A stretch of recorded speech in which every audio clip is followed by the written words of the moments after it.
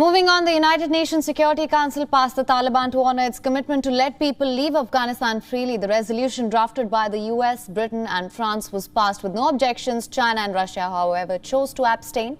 The resolution says the Council expects the Taliban to allow a safe, secure and orderly departure of Afghans and all foreign nationals, citing the August 27th statement by the Taliban in which it had promised to allow safe passage by air or ground to all Afghans for travelling abroad. Now, the Security Council pressed the Taliban to adhere to all these and all other commitments that they've made. 13 votes in favor, 0 votes against, 2 abstentions. The draft resolution has been adopted as Resolution 2593 of 2021.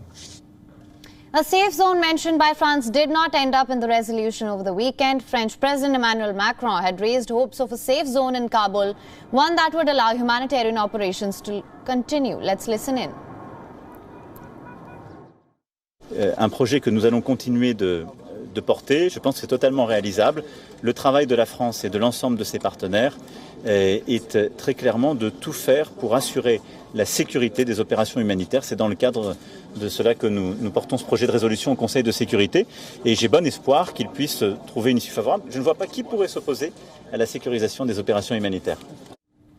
And shortly after the resolution was passed, the US's permanent representative, Ambassador Linda Thomas-Greenfield, noted that this is the moment where diplomacy has to step up.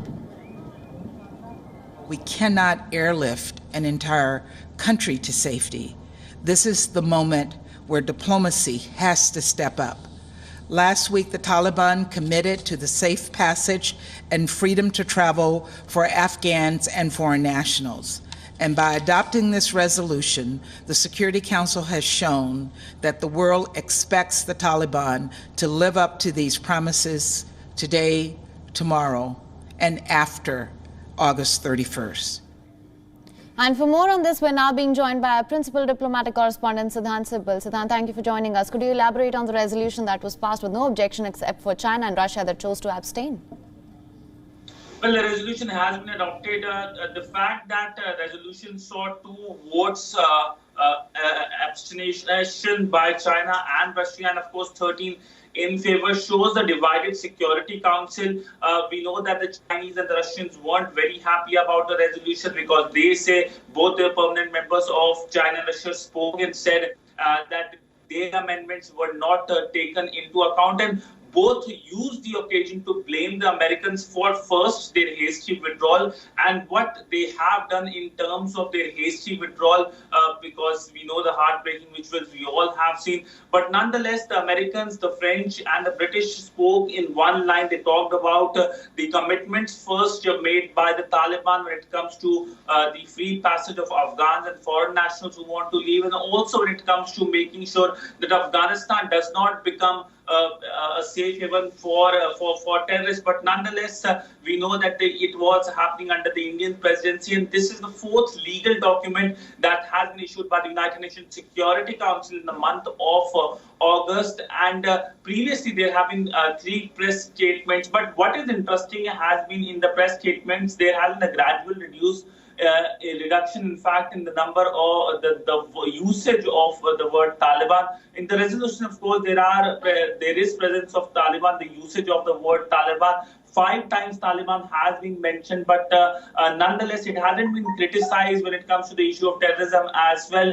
There has been a mention of line on the Hamid Karzai International Airport, calling the airport to be reopened soon and providing a safe passage to people who want to leave the country. But what it showed, the conversation showed at the United Nations Security Council, the body remains divided, the body remains defunct in terms of handling international issues, whether it's Afghanistan, whether it is the issue of COVID crisis, as well we saw during the COVID crisis how China stalled many attempts for conversations as well.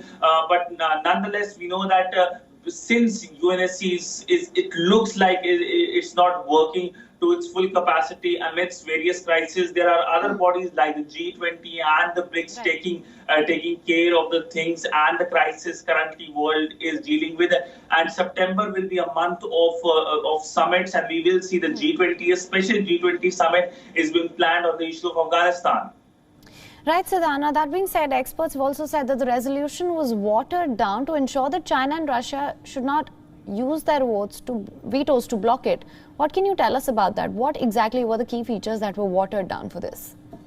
Well, of course, China and Russia, they weren't happy about things, and they mentioned it publicly during their statement after the adoption of the resolution. The resolution has been adopted. That's the good news. The bad news is it has been watered down in terms of making sure that for the passage or adoption of the resolution, things the Chinese wanted, the Russians wanted, are removed, particularly when it comes to many contentious issues. These are close consultations which are not brought out publicly, and that is why the Security Council has been criticized for its opaqueness when it comes to the various conversations on crucial issue. But that opaqueness of the United Nations Security Council is one of the leading causes of the Security Council being seen as a defense body. But nonetheless, the resolution was adopted, and of course, the Indian Foreign Secretary was chairing the meeting, because we know that India is the president of the UNSC. India will be the next president in the month of December next year. But nonetheless, India used this occasion, the entire presidency, to make sure that the focus on Afghanistan remains. There were two meetings on Afghanistan, one on 6th of August and second on the 16th of August, just a day after Kabul fell to Taliban. Right, Siddhant. Siddhant, thank you so much for joining us with all your inputs on that. WION is now available in your country. Download the app now. Get all the news on the move.